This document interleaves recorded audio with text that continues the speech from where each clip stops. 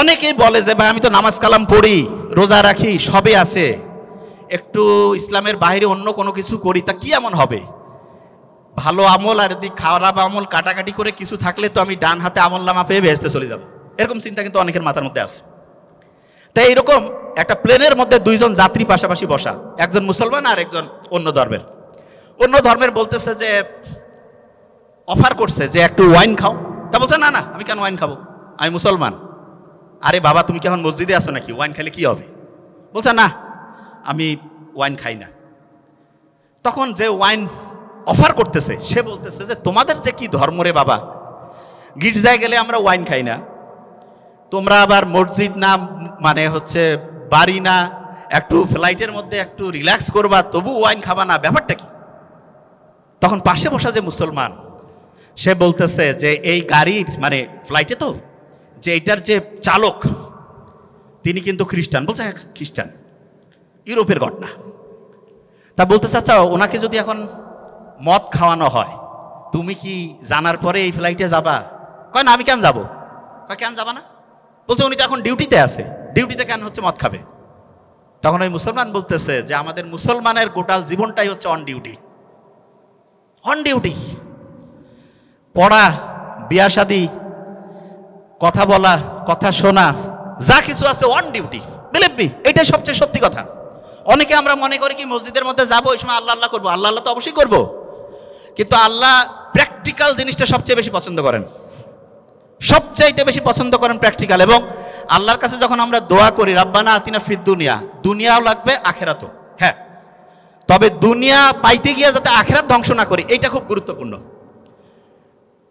নিশ্চয়ই বাদশা সোলাইমানের ঘটনা আমরা জানি। বাদশা সোলাইমান, ওনাকে একবারে এসে বলতেছে যে তুমি কি দুনিয়া চাও না আখেরাত চাও?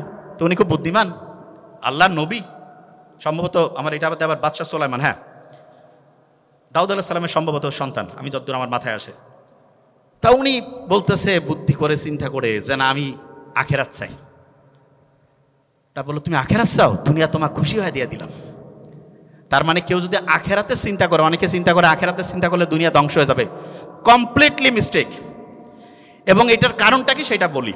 অস্ট্রেলিয়ার একজন ডক্টর, নামটা এখন মাথায় নাই, আমরা কয়েকদিন আগে আমি ওনার আর্টিকেলটা পড়লাম, অ্যাবসলিউটলি 2 সপ্তাহ আগে, মুসলমান ডক্টর। উনি গাজায় গেছে, প্যালেস্টাইনের হচ্ছে যে ইয়া করছে, ওটাকে কি বলে, অপারেশন করছে।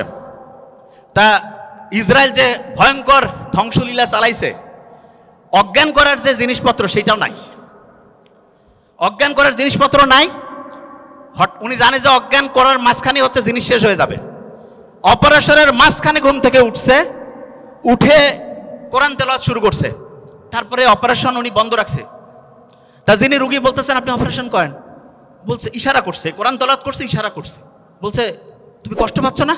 উনি কোরআন তেলাওয়াত করছেন।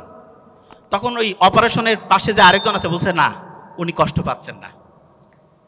তা এই ঘটনাটা যখন শুনলাম তখন মনে হলো আল্লাহ যে বলছে যে কোরআন হচ্ছে শেফা, আমরা তো বিশ্বাস করি সত্যি টঙ্গর মগর বিশ্বাস, খোসর মসর, ওইরকম বিশ্বাস নাই হবে হবে কি না। এবং সত্যিকার অর্থে অ্যানেস্থেটিক মানে অজ্ঞান করার যে জিনিসপত্র একটা নাই, কিন্তু আল্লাহর রহমতে সে কোরআন তেলাওয়াত করছে, কষ্ট পাচ্ছে না। ওই ঘটনাটা জানি তো, আলী রাদিয়াল্লাহু তাআলা আনহুর যে পায়ের মধ্যে তিল লাগছিল, নামাজের সময় বের করতে বলছে। আল্লাহ দেখাই দিচ্ছে। এখন কেউ যদি প্যালেস্টাইনের ঘটনাগুলো একটু অ্যানালাইসিস করে দেখবে আল্লাহ যে আছে, এবং কেউ যদি আল্লাহকে ওইভাবে মন থেকে চায় অবশ্যই অবশ্যই পাবে।